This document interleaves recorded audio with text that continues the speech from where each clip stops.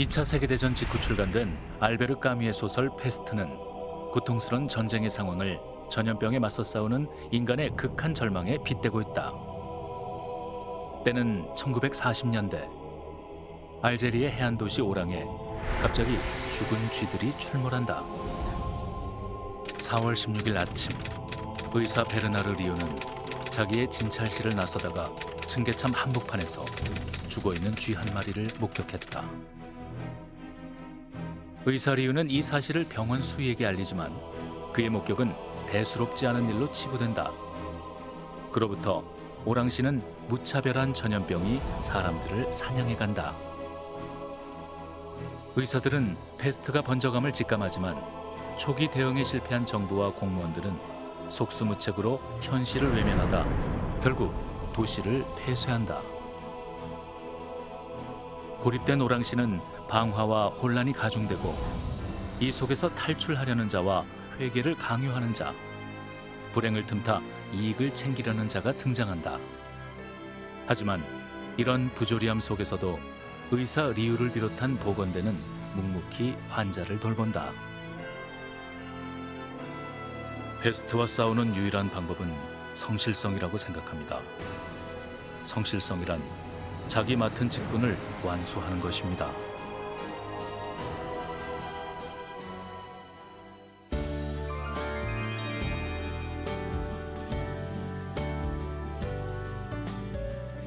어서 오세요. B급 고전입니다. 저는 코미디언 서평가 남정미입니다. 오늘 B급 고전에서 이야기 나눠볼 책은 알베르 까뮈의 페스트입니다. 이야기할 페스트는 2차 세계대전이 끝나고 나서 출간된 책인데요. 당시 페스트에 위협받고 도시가 격리되고 봉쇄당한 이런 모습들이 오늘날 코로나 시대를 살고 있는 지금 우리의 상황과 매우 흡사하다라는 것을 볼 수 있습니다. 페스트에 등장하는 인물들이나 군중의 모습이 또 특히 오늘날 우리 사회에 이렇게 뭐랄까요, 번잡스러운 이런 시대에 너무나 비슷한 군중들이 많이 등장을 하고 있는데요. 저 같은 경우에는 페스트를 읽고 나서 이 책 속 주인공 중에서 전 타루라는 사람이 가장 마음에 들었습니다. 사실 그 타루는 오자마자 그 리유한테 이런 얘기를 하거든요. 저는 전염병이 오기 전부터 이런 페스트와 비슷한 상황을 살았던 사람입니다. 이러면서 사람을 이해하기도 하고 어떤 측은지심도 가지고 있고, 그래서 타루를 보면서 좀 해탈한 사람 같기도 하다 이런 생각이 들어서 가장 마음이 많이 갔는데요. 두 분 선생님은 어떤 주인공이 가장 마음에 드셨는지 조금 들어보고 싶습니다. 진 박사님? 예, 저도 이 따로에게 상당히 좀 그 흥미를 느꼈습니다. 제가 좀 읽어보니까 네. 이 따로라는 사람은 이 의사인 그 리우하고 함께 아마 이 작가인 알베르 까뮈의 그 분신이 아닐까 이런 생각이 좀 들었어요. 예. 예. 그럼 우리가 이제 까미와 약간 좀 비슷한 생각을 하고 있는 거네요. 잘 찝어냈네요. 그렇게도 볼 수 있을 것 같습니다. 이 따로라는 그 인물은 우리가 보통 그 알베르 까뮈를 실존주의 작가라고 얘기를 하잖아요. 네. 근데 이 실존주의라고 하는 것은 좀 이 사상의 계보를 따지고 가면 그 니체하고 연결이 됩니다. 니체. 그 니체의 유명한 말 중에 신은 죽었다는 말이 있습니다. 들어보셨죠? 네. 응? 신은 죽었다. 신은 죽었다. 네. 근데 신은 죽었다는 말은 그 여러 가지 함축이 담겨 있는데 이 신이라고 하는 게 서양 사상에서 보면 이 우주 만물 그리고 이제 인간 삶의 어떤 질서를 보증해주는 궁극적인 토대 같은 존재입니다. 그러니까 신은 죽었다는 말은 이 우주의 어떤 합리성 그리고 인간 삶의 의미를 지탱해주는 근거가 사라졌다 이런 뜻이죠. 그러니까 실존주의자들이 보기에 니체가 신은 죽었다라고 얘기했던 것은 이 세상이라고 하는 것이 무의미하다, 부조리하다. 그래서 이제 거기 실존주의 작가들이 항상 얘기하는 이제 부조리라는 개념이 이제 거기서 이제 나온 거죠. 그렇군요. 예. 그러니까 어떤 의미에서 보면 페스트라고 하는 것은 그 부조리, 이 부조리한 그 세상 또 세상의 어떤 무의미 이것을 상징하는 그 어떤 장치라고 볼 수도 있을 것 같아요. 그렇다면 타루는 그 부조리를 상징하는 이 페스트에 맞서서 싸우는 사람 뭐 이렇게 봐도 될까요? 아, 그렇죠. 근데 제가 좀 타루가 재밌다고 생각했던 것은 네. 니체가 신은 죽었다라고 얘기하면서 또 어떤 유명한 개념을 얘기했냐면 독일어로 이제 위버멘쉬라는 개념이 있습니다. 그 예전에 우리말로는 초인이라고 그 번역을 했던 개념인데 네.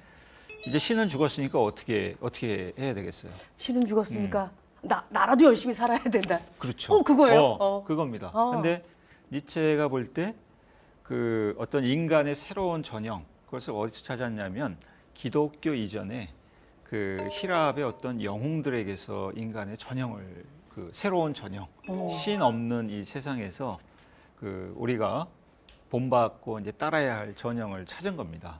그리고 이제 그것을 위버맨쉬라고 불렀고 예전에는 그 개념을 초인이라고 보통 번역을 했어요. 네. 근데 요즘은 그냥 그 음만 따서 위버맨쉬라고 이렇게 이제 얘기를 합니다. 그러니까 니체는 좀 영웅주의적인 이제 길을 갔던 거죠. 근데 실존주의자들은 좀 다른 것 같아요. 그러니까 뭔가 그 세상의 부조리에 굴하지 말고 거기 좀 저항해야 한다. 그러니까 패스트에 굴하지 말고 저항해야 한다라고 생각은 하는데 그 어떤 영웅주의적인 측면은 좀 받아들이지 않은 것 같습니다. 그렇군요. 우리 이건우 선생님은 패스트 어떤 등장인물을 마음에 품고 네. 계신가요? 저는 이제 이 작품에서 그 니체 책 제목대로 하면 가장 인간적인 인물, 랑베르. 신문기자는 랑베르였다고 생각해요. 랑베르. 딱 사건이 터졌을 때 기자라는 자기 지위를 이용해서 이 폐쇄된 오랑이라는 도시에서 도망가려고 하죠. 나갈 수 있었어요. 제가 그럴 것 같아요. 제일 먼저. 위기 상황이 오면 쥐새끼처럼 빨리 도망가고 싶어 할 거예요. 대단한 설치류. 네. 그런데 도망가려고 하고 도망갈 수 있는 상황이 됐음에도 네. 다른 사람들이 패스트와 싸워서 이 공동체를 구원하려고 할 때 거기에 깊이 감동하죠. 나는 늘 이 도시와는 남이고 여러분과는 아무 상관도 없다고 생각해 왔어요. 그러나 이제 볼 대로 다 보고 나니 내가 원하건 원하지 않건 간에 나도 이곳 사람이라는 것을 알겠어요. 이 사건은 우리들 모두에게 관련된 것입니다. 그러니까 리우라는 인물이 굉장히 헌신적으로 패스트와 싸우고 있는데 그 인물이 자기랑 똑같은 상황인 거예요. 그럴 때 깊이 공감하고 감동해서 랑베르가 탈출을 포기하고 최선을 다해서 패스트와 싸우다가 이제 이 패스트가 가라앉아서 도시 봉쇄가 해제됐을 때 네. 드디어 아내를 감격스럽게 만난 장면이 있잖아요. 그게 가장 인간적이고 이 작품에서 우리가 어떤 위기 상황에서 보일 수 있는 가장 천박한 인간의 모습에서 어떻게 보면 현실적인 위버맨스의 모습을 보여주고 있다. 그런 측면에서 랑베르를 주목할 만하다고 생각했습니다. 네. 저는 그럼 교수님 저 랑베르 할래요. 교수님 어떻게 하세요? 저는 그 지금 말씀하시니까 네. 그 세 인물을 제가 간단하게 좀 한번 비교를 해볼게요. 예. 그 랑베르라는 사람은 그 행복을 쫓는 사람입니다. 그러니까 이제 이 오랑 바깥에 두고 온 그 자기 아내, 애인이라고 할 수도 있고 아내라고 할 수도 있고 그 아내를 찾아서 어떻게든 이제 오랑을 벗어나려고 하죠. 그리고 그러니까 이 랑베르 같은 경우에는 자기의 개인적인 행복, 사랑에 대한 추구하고 그다음에 자기 주변에 이 페스트와 맞서 싸우는 이 사람들, 이 둘 사이에서 좀 갈등하는 사람입니다. 번민하고. 그리고 이 그 랑베르라는 사람은 이 소설에서 제일 행복한 사람이에요. 결국 보건대와 같이 동행을 했지만 또 나중에 페스트가 사라지고 아내와 또 행복한 그 결합을 이룬 사람이죠. 의사인 리우 같은 사람은 그 성실성의 전형입니다. 성실성. 패스트와 싸우는 유일한 방법은 성실성이라고 생각합니다. 성실성이란 자기 맡은 직분을 완수하는 것입니다. 그러니까 부조리를 상징하는 이 페스트에 맞서서 인간으로서 자기의 그 할 도리, 자기의 성실성을 꾸준히 추구하는 이 우리가 페스트와 맞서 싸워서 진다고 하더라도 우리는 그 끝까지 인간된 성실성을 계속 추구해야 한다 이렇게 생각하는 사람이 이제 리우 같아요. 그리고 마지막에 이제 따루 같은 사람은 어떤 사람이냐면 왜 이제 그런 얘기 하잖아요. 이 따루가 따루의 일생에 굉장히 큰 충격을 줬던 게 아버지가 아버지. 그죠? 아버지가 이제 판사였잖아요. 네네. 그 아버지가 그 재판에 아이를 초대를 했는데 하필 그게 이제 사형 판결을 내리는 재판이었잖아요. 그래서 따루가 그 사형 판결을 내리는 걸 보고 굉장히 충격을 받죠. 아버지가 사회의 이름으로 그 남자의 죽음을 요구하고 있다는 것을, 그 남자의 목을 자르라고 요구한다는 것을 깨달았어요. 그 순간이야말로 가장 비열한 살인이라고 불러야 할 겁니다. 이 따루는 그 이후에 평생 사형을 반대하는 그 생각을 갖고 또 그 운동을 했던 사람입니다. 그러니까 리우하고 따루의 차이는, 리우 같은 경우에는 인간인 이상 우리는 어느 정도는 패스트에 감염될 수밖에 없고, 다른 사람에게 패스트를 옮길 수밖에 없고, 어느 정도는 폭력적일 수밖에 없고, 또 하지만 우리는 폭력에 맞서 싸워야 하고, 이게 이제 리우 같은 입장이라면, 따루가 이제 뭐라고 표현하냐면, 우리는 그 자기 안에 다 패스트를 갖고 있다. 그 패스트가 바로 이제 폭력이라고 할 수도 있고, 그 사형에 찬성하는 그 생각이라고 할 수도 있고, 그렇게 볼 수 있죠. 따루는 상당히 훨씬 더 순수한 사람이죠. 절대 폭력을 행사해서는 안 되고. 저 말씀 되게 중요한 게 네. 신없는 시대를 상정한 거잖아요. 타루나 리우가. 근데 신이 없어서 신의 자리에 인간이 가면 안 되는 거죠. 따루는 그렇게 본 거예요. 전통적으로 보면 신이 인간을 징벌했잖아요. 죄에 있는 자라고 해서 징벌할 수 있는 존재는 신밖에 없었는데, 그러니까 신 없는 시대의 인간들이 신의 자리를 탈환해 버리면 그것은 건강한 공동체일 수가 없는 거죠. 그래서 따루 말 중에 인상적인 말이, 자기 목표는 신 없이 성인이 되는 거, 성자가 되는 게 자기 목표다라는 얘기하죠. 패스트를 읽다가 보면 정말 이 사람의 상황에서는 이 사람도 이해가 가고, 저 사람의 상황에서는 저 사람의 마음도 이해가 갑니다. 위버맨 씨 말씀하셨고, 그리고 성실성이라는 얘기도 하셨는데요. 제가 봤을 때는 이 파늘루 신부 역시 굉장히 자신의 역할이 굉장히 성실하고 묵묵하게 잘 하지 않았나 하는 생각이 드는데요. 이 패스트를 신의 형벌이자 심판이라고 말을 하고 다녔는데, 죄 없는 아이가 죽어가는 그런 장면을 목도하게 됩니다. 더욱이 본인 또한 감염이 되었는데 안 가잖아요, 치료를 받으러. 저 같으면 그냥 몰래 모자 쓰고 잠깐 갈 수도 있을 거라 생각하는데요. 그러면서 리우가 그런 얘기를 하죠. 어린아이마저 주리를 틀도록 창조해 놓은 이 세상이라면 나는 죽어서도 거부하겠다. 아까 이거는 제 말씀하신 것 같은 그런 마음이 들어가 있는 예. 대사인 것 같은데요. 이 작품이 일종의 사고 실험이잖아요.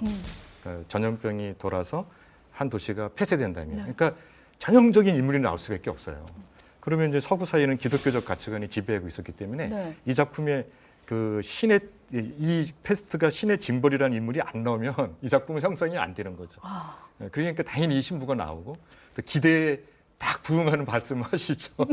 네가 다 죄지어서 그러는 거야. 죄지어서 그런 거야. 우리 말로 회개해 뭐 이러는 예. 거잖아요.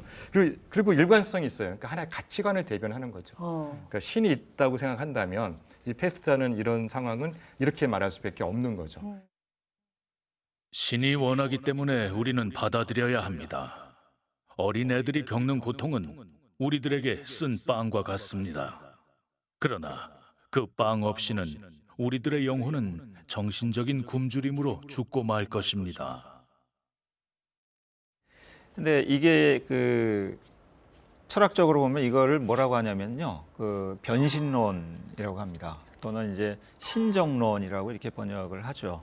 영어로 하면 이제 theodicy라고 하는데, 이 변신론 또 신정론이라고 하는 게 뭐냐면, 그 신은 정의로우신 분이다. 신은 그 가장 선하시고 가장 정의로운 그 분이시다. 이것을 변호하는 이론을 변신론이라고 합니다. 그러니까 이 파늘루 신부가 그 말하는 게, 이 사람이 견지하고 있는 관점이 정확히 변신론의 관점입니다. 그러니까 변신론이라는 게 왜 문제가 되냐면요, 하나님이 세상을 창조하셨잖아요. 그러니까 하나님이 세상을 창조하셨고 하나님이 가장 선하고 가장 정의로우신 분이라면 그분이 만든 세상은 어떻게 해요? 정의롭고 평안해야죠. 그렇죠. 예. 정의롭고 평화롭고 그 선하고. 근데 실제로는 안 그렇잖아요. 그렇죠. 응? 지금 이 소설 속의 상황도, 페스트라는 이제 어마어마한 이 그 재앙, 재난에 닥쳤잖아요. 그러니까 사람들이 하나님이 왜 우리에게 이런 고난을 내리시는가 이런 그 의문을 갖겠죠. 여기에 대해서 이제 파누엘 신부 답변이 하나님이 다 뜻이 있다. 하나님이 다 뜻이 있어서 또 너희를 회개하기 위해서 이런 재앙을 내리셨다. 그러니까 이 파누엘 신부 같은 입장에 서면 이 신의 관점에만 서게 되면 이 세상 모든 일이 다 하나님의 뜻을 표현하는 그게 됩니다. 그러니까 아마 까미는 이런 관점을 좀 공박하고 싶었던 것 같아요. 소설의 마지막 장면은 다행히도 패스트의 불길이 사그라듭니다. 예, 건우 선생님 도망가셨으면 이제 만날 수 있는 극적인 상봉의 시간이 다가오고 있는 것 같은데요.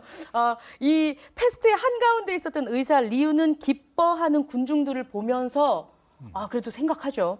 패스트균은 결코 죽거나 사라지지 않는다라고 선언을 합니다. 이 장면에서 진짜 저는 진짜 이렇게 정말 누웠어요. 또 이렇게 느꼈는데 건우 선생님 이 부분에서 봤을 땐 저 너무 열심히 잘 지키고 살아왔는데 또다시 똑같은 상황이 반복된다면 너무 진이 빠질 것 같아요. 그게 바로 신없는 시대에 인간이 놓이는 삶의 환경인 거죠. 아하. 그래서 사실은 이거는 까미가 쓴 시지프스의 신화와 네. 좀 비슷한 점이 있어요. 밀고 올라간 산까지 우리가 올라간 건 중요하잖아요. 그 돌이 굴러 떨어지더라도 그런데 다시 또 밀고 올라가야 되는 거죠. 그러니까 어디를 보냐가 중요한데 까미가 우리한테 얘기해 주는 건 뭐냐? 밀고 올라가라는 거예요. 이유처럼 성실하게. 그런데 까미가 또 정직한 건 뭐냐면 그 돌은 굴러 떨어질 거야. 다시 또 내려가지롱. 원위치로 올 거예요. 이러면서. 그런데 거기서만 보면 비관적이고 비극적인데 까미는 우리한테 얘기해주고 있는 거죠. 다시 밀고 올라가라고. 그러니까 우리가 어디에 놓여 있냐에 따라 달라요. 네. 그래서 떨어지는 측면만 보면 니치적 측면이 있고 우리가 비극적이고 비관적이 될 수 있는데 밀고 올라가라는 까미나 샤르트를 보면 사회를 바꾸고 혁명이 가능하다 보는 관점이 있거든요. 저는 패스트는 바로 밀고 올라가라는 관점이 있기 때문에 네. 굉장히 더 감동적인 작품이다 이렇게 보고 있습니다. 네. 저는 이 무한루프 좀 속상한데 말씀 좀 들으니까 조금 위안이 되는데요. 진 박사님 어떻게 생각하세요? 제가 또 약간 절망에 좀 빠뜨릴게요. 들어볼까요? 왜 그러냐면 아까 이제 제가 부조리 얘기를 했었잖아요. 네. 근데 이 패스트가 보여주는 것이 그리고 이 마지막 장면에서 리우가 다시 돌아올 거다. 패스트는 다시 돌아올 거다라고 얘기를 하잖아요. 왜 이제 다시 돌아오냐면 그 패스트라고 하는 것은 그 인간 존재의 일부를 이루고 있습니다. 그러니까 인간 자신이 패스트야. 그러니까 인간이 살아있는 한 패스트는 사라지지 않고 돌아오게 돼 있습니다. 그러니까 병이 아니라 어떤 존재든 간에. 그렇죠. 그러니까 우리가 이 코로나 맞아가지고 이제 그런 얘기를 하잖아요. 이 코로나가 굉장히 무서운 또 아주 이제 비극적인 병이라고 얘기하는데 왜 그러냐면 코로나는 우리가 가장 가까운 사람에게 전파시키기가 가장 쉬운 병입니다. 그러니까 우리랑 평소에 안 만나는 사람에게는 우리가 코로나를 전파시킬 위험이 없어요. 우리가 자주 만날수록 가까운 사이일수록 코로나를 옮기게 돼 있습니다. 그런데 여기서 이 소설에서 패스트가 상징하는 것은 인간의 모순, 네. 부조리한 상황입니다. 그러니까 인간은 자기가 살기 위해서는 패스트와 맞서 싸워야 되지만 사실은 그 패스트라고 하는 것은 인간 자신의 일부를 이루고 있기 때문에 인간이 살아있는 한 패스트는 사라지지 않습니다. 그러니까 그게 이제 결국 부조리가 되는 거죠. 아니 그것을 벗어날 수 있는 방법도 일러주셔야지. 알려주세요. 절망만 시키지 마시고. 할 수 없어요. 그냥 싸우는 수밖에. 계속 싸우는 수밖에. 거기에 맞서서 성실하게 싸우는 수밖에 없다. 네, 저희 패스트 얘기를 나눠봤는데요. 책 얘기를 들으니까 공부할 것도 많고 배울 것도 많고 참 많은 것을 얻어갈 수 있을 것 같지만 선생님, 아니 우리가 지금 어떻게 보면 얘기로만 듣던 이 전염병의 시대를 살고 있잖아요. 코로나 이 시대를 살고 있는데 굳이 또 힘들었었던 패스트 시대에 또 패스트를 또 꺼내서 읽어야 할까? 좀 고민하시는 분도 계십니다. 피곤한데 왜 또 이런 책을 읽을까? 어떻게 생각하세요? 아니 그렇게 그런 생각에서 못 벗어나시면 안 읽으셔도 돼요. 이거는 만세. 즐겁고 기쁜 얘기 읽으시면 되는데 예. 근데 우리가 그냥 맨날 마스크만 쓰고 있고 손만 열심히 씻으면서 이 시대를 보낼 것이냐 아니면 이런 전염병이라는 것이 만약에 사고 실험이 될 때 우리가 어떤 인간 군상의 모습을 보일 것인가를 인문적이고 또 이렇게 문학적으로 곱씹어보고 상상해보는 것도 되게 좋지 않을까. 그래서 이 시대를 어떻게 보면 의미 있게 보내는 좋은 계기가 될 수 있다 이렇게 봅니다. 예, 정말 그 100권의 책을 읽는 독자가 있으면 100명의 해석이 있다라는 말이 있는 정도로 정말 패스트는 아유, 용기도 줬다가 절망도 줬다가 어떻게 해야 될지 모르겠다가 하는 관념들을 생각하게 만드는 책인 것 같습니다. 일단 그러면 저희가 이 책을 읽고 나서 선생님들 어떻게 한 줄 요약을 하셨는지 좀 들어보겠습니다. 선생님? 네, 저는 약간 철학적으로 네. 패스트는 유한성이다 이렇게 얘기를 하고 싶습니다. 네? 패스트는 네. 유한성이다. 아, 작품도 어려운데 해석이 더 어려워요. 유한성. 진짜 우리 어떻게 해요? 나중에 회원 탐구 생활 하나 써야 될 것 같아요. 이 철학도의 병이에요. 아, 철학도의 병인데, 예. 그러니까 이 패스트 자체가 사실 유한하죠. 인간의 삶도 유한하고 패스트도 유한합니다. 그런데 이 패스트라고 하는 것이 왜 나타나냐? 인간이 유한하기 때문에, 유한한 존재이기 때문에. 근데 유한한 존재라고 하는 것은 그 불완전하고 부조리한 존재라는 뜻입니다. 그러니까 인간이 유한하고 불완전한 한에서 패스트는 계속 돌아올 수밖에 없습니다. 근데 패스트가 그럼 항상 존재하냐? 그렇지 않고 패스트 사라졌다가 코로나19 사라졌다가 네. 또 다른 모습으로 또 오게 돼 있습니다. 그런 의미에서 패스트는 유한성이다. 이렇게 얘기하고 싶습니다. 네. 선생님. 김 교수님 어렵게 말씀하시니까 저는 쉽게 예. 지성이면 좋아요. 감천이다. 지성이면 감천이다. 네. 근데 이 성자는 이제 우리가 성실이라고 흔히 생각하시는데 성실에서 진실까지를 포괄을 하는 거예요. 그런 측면에서 우리가 어렸을 때 급훈으로 배웠던 성실의 의미가 아니라 네. 신이 없는 시대에서 인간이 어떻게 이 공동체 위기를 이겨내고 자기의 삶의 본질을 구성할 수 있냐는 부분에서 까미가 던지고 있는 답은 성실이다 하는 거를 한번 곱씹어 보시면 굉장히 중요하고요. 사실은 동양거전의 중용이 사실은 성실과 진실에 대한 얘기입니다. 네. 까미 작품 읽어보시고 중용을 한번 읽어보셨으면 하는 바람입니다. 아주 중요한 말씀을 하셨는데, 그 우리말 그 소설 번역에서 이제 그걸 성실이라고 얘기하잖아요, 리우가. 근데 성실이라는 말이 이게 이제 프랑스어로 하면 오네뜨떼입니다. 오네뜨떼인데, 근데 이게 우리말로 그냥 성실이라고 하면 그 말에 담겨 있는 뜻이 잘 안 살아나요. 근데 방금 말씀하신 것처럼 오네뜨떼라는 말에는 성실하다는 말 이외에 진실하다. 그리고 뭔가 굉장히 그 의롭다, 이 고상하다 이런 의미가 다 들어 있습니다. 그러니까 성실성은 그냥 무분별한 성실성이 아니라 어떤 진실을 찾고 추구하려는 그런 성실성입니다. 그러니까 성의 의미하고 좀 들어맞는 게 확실히 있죠. 오늘 책을 읽고 두 분의 선생님과 같이 얘기를 나눠보니까 저도 조금 결론을 내려봐야 될 것 같아요. 태원 선생님한테 쪽쪽 빨고 우리 권우 선생님한테 쪽쪽 빨아가지고 인간은 살면서 언제든지 누구에겐가 패스트가 될 수도 있고 패스트로 다가올 수도 있는 이 사회에서 얼마나 성실하게 그리고 진실하게 그 삶을 사는가, 나는 맞닥뜨린 현실에서 그렇게 살 수 있을까 하는 생각을 하면서 이 책을 읽어보면 좋겠다라는 생각 해봅니다. 예. 코로나19 시대에 이 격변하는 역사의 가운데에서 꼭 함께 읽고 나눠봤으면 좋을 얘기들. 오늘은 알베르 까미의 패스트 읽고 이야기 나눠봤습니다.